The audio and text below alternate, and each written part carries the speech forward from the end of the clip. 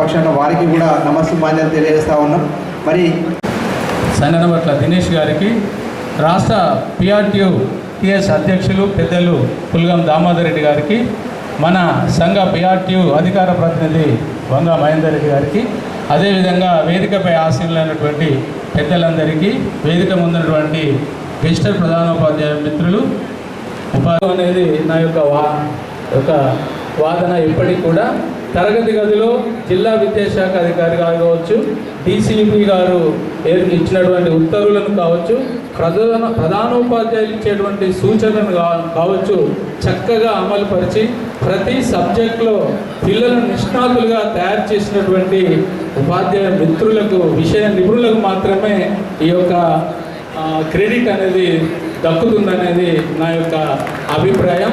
ఈ ఉత్తమ ఫలితాల సాధనలో మన సహచర ఉపాధ్యాయ మిత్రులందరి కృషి ఉంటుందని వారందరికీ కూడా ఒకసారి శుభాకాంక్షలు తెలియజేస్తూ ఉన్నాను.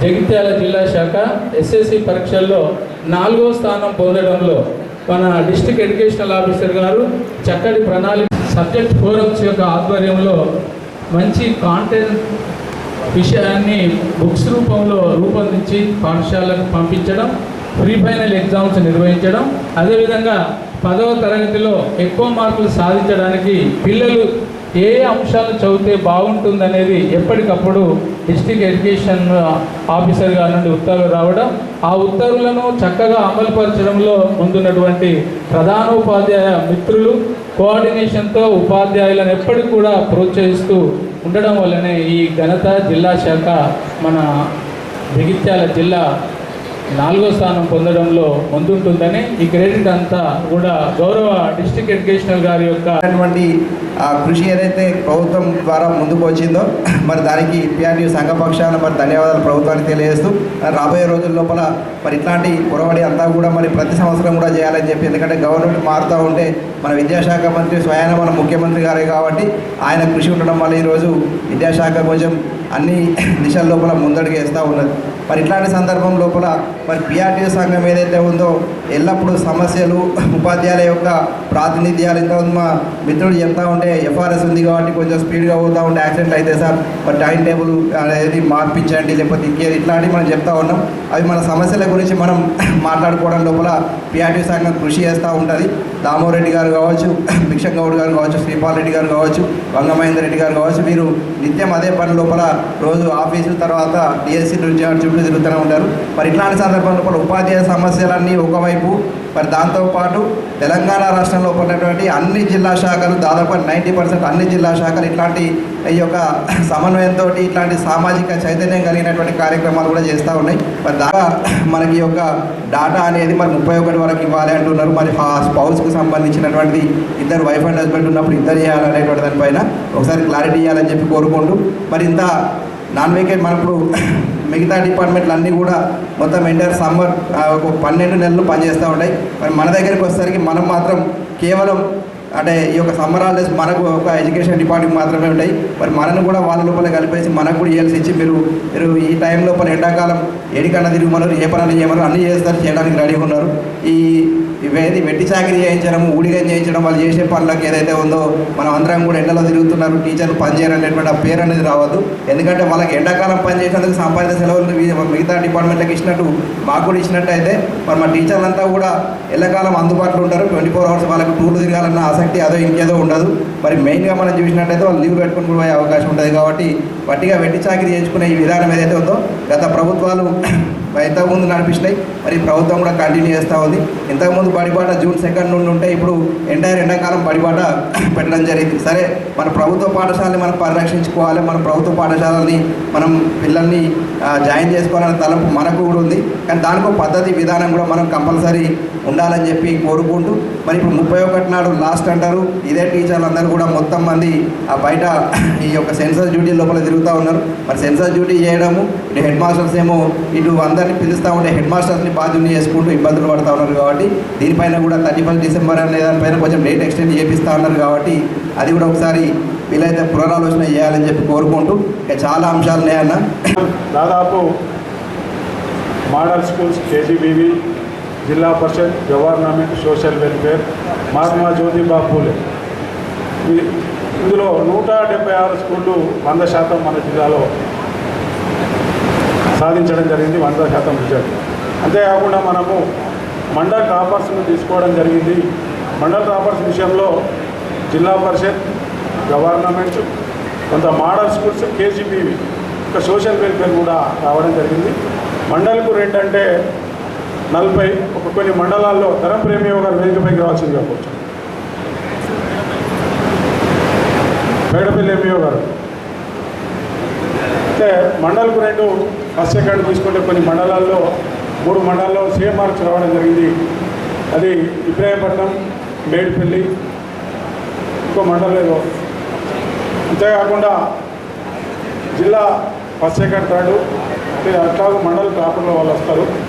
ఈ సంవత్సరం కొందరు ఉర్దూ మీడియం ఉపాధ్యాయుల అభ్యర్థన మేరకు ఉర్దూ మీడియం కూడా జిల్లా ఫస్ట్ సెకండ్ థర్డ్ తీసుకోవడం జరిగింది. అయితే ఈ సంవత్సరం ప్రభుత్వ ఫలితాల్లో మన జిల్లా పరిషత్ స్కూళ్ళు, ప్రభుత్వ పాఠశాలలు చాలా ఉత్తమమైన ఫలితాలు సాధించడం. ఎబోవ్ 580, 570 రాయించి ఇప్పుడు 888 సీట్లో కూడా మన విద్యార్థులు నెక్స్ట్ జరిగే సెలక్షన్లో వెళ్తారు.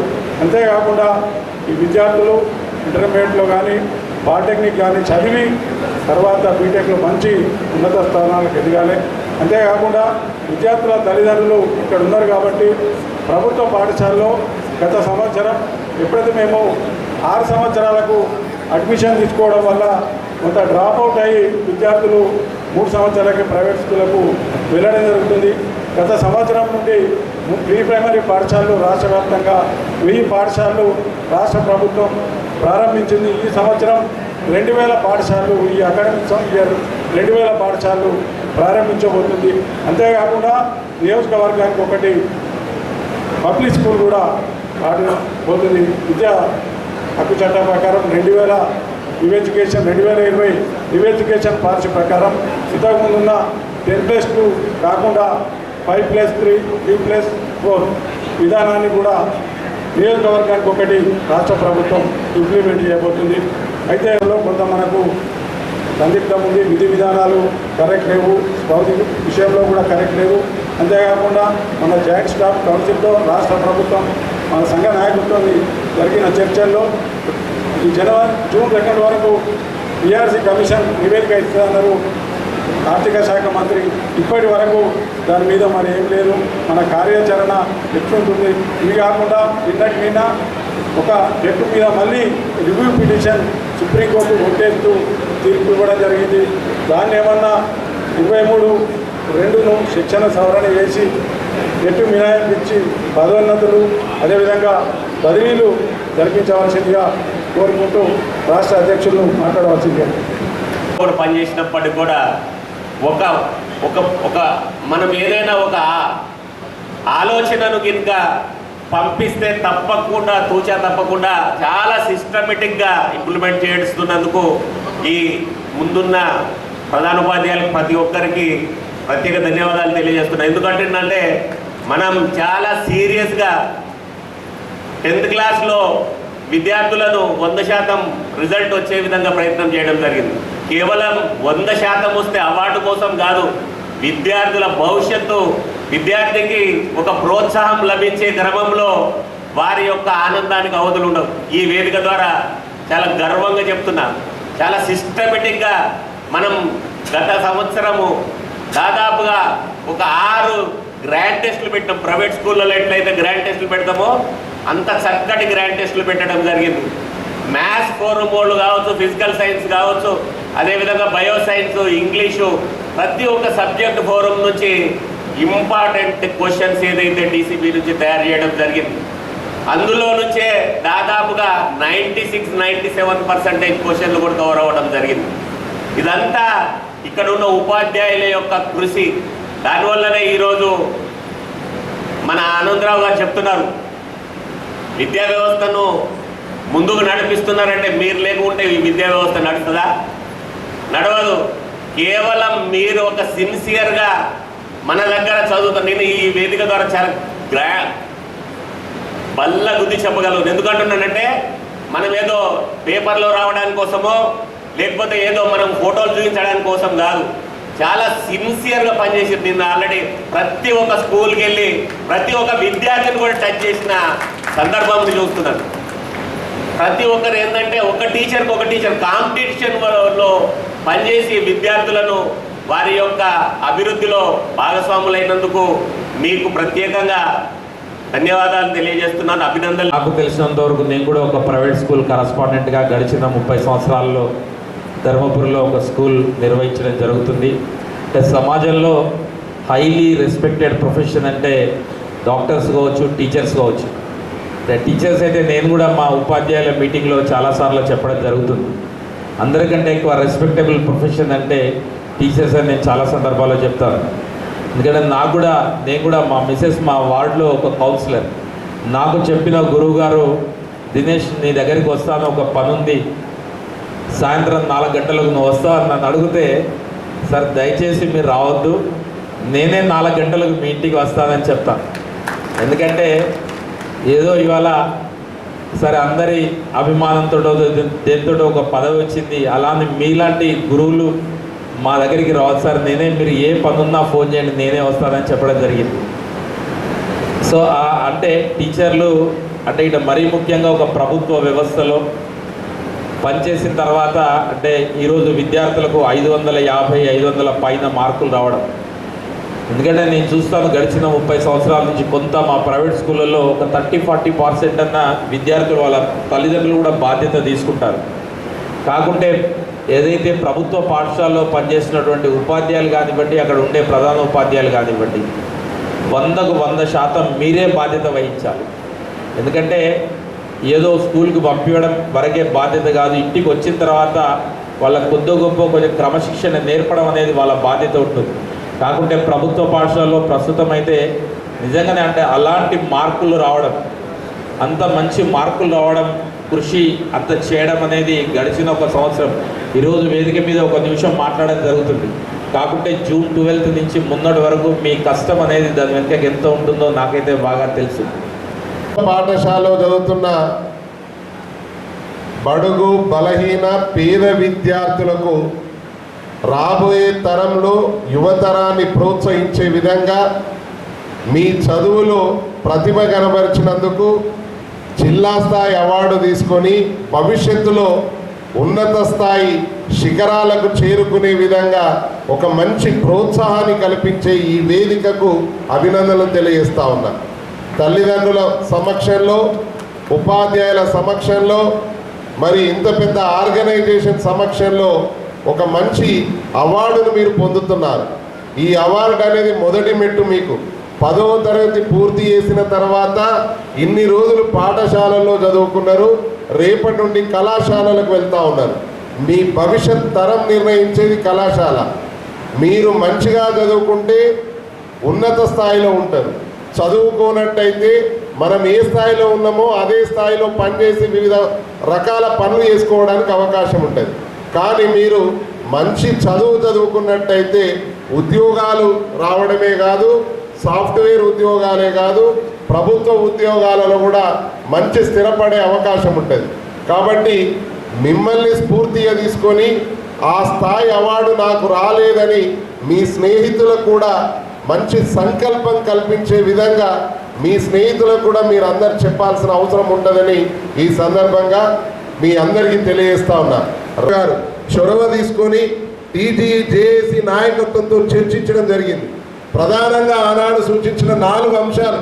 మేము 63 సమస్యలతో బాధపడుతున్నాం ఈ రాష్ట్రంలో, కానీ ప్రధానంగా 4 సమస్యలు మీరు పరిష్కరించండి, తదుపరి మిగతా సమస్యలు మేము అడుగుతామని చెప్పి ముఖ్యమంత్రి గారి దృష్టికి తీసుకెళ్ళాం. ఆ రోజు జరిగిన ఈ 4 అంశాలు ఏంటంటే, 1, ఈ రాష్ట్రంలో PRC గడువు ముగిసి కమిషన్ వేసి 30 నెలలు పూర్తవుతా ఉంది, మాకు PRCని వెంటనే ప్రకటించాలని సూచించాం. 2వ అంశము, ఈ రాష్ట్రంలో రిటైర్ అయినటువంటి ఉద్యోగ ఉపాధ్యాయులకు రావాల్సిన బెనిఫిట్స్ ఇవ్వడంలో కానీ, మేము జమ చేసుకున్న GPF THGLI loans final payments, part finance కానీ, సప్లిమెంటరీ బిల్స్ కానీ ఇవ్వడంలో ప్రభుత్వం అలసత్వం చూపిస్తుందనే విషయాన్ని వారి దృష్టికి తీసుకెళ్ళాం. అది కాకుండా ప్రభుత్వం తన మేనిఫెస్టోలో పెట్టిన విధంగా సిపిఎస్ను రద్దు చేస్తానని హామీ ఇచ్చే అధికారంలోకి వచ్చింది కాబట్టి హామీని నిలబెట్టుకోవాలని. మరి అదేవిధంగా ఈ రాష్ట్రంలో ఈ ప్రభుత్వం అధికారంలోకి వచ్చినాక ఆరోగ్యశ్రీని 5 లక్షల నుండి 10 లక్షలకు సామాన్య ప్రజలకు ఇస్తున్నారు. మాకేమో ఉద్యోగ ఉపాధ్యాయులకు 2 లక్షలు వెచ్చిస్తూ ఉన్నారు. ఇది కాదు, మాకు కూడా కంట్రిబ్యూషన్ ఇస్తాం, హెల్త్ కార్డు ఇవ్వాలని సూచించడం జరిగింది. ఇదంతా ముఖ్యమంత్రి గారి దృష్టికి తీసుకెళ్తే వారు స్పందిస్తూ జూన్ 2ను గడువుగా ఇచ్చి ఈరోజు జూన్ 2 వరకు ఈ సమస్యలన్నింటినీ కూడా పరిష్కరిస్తానని హామీ ఇవ్వడం జరిగింది.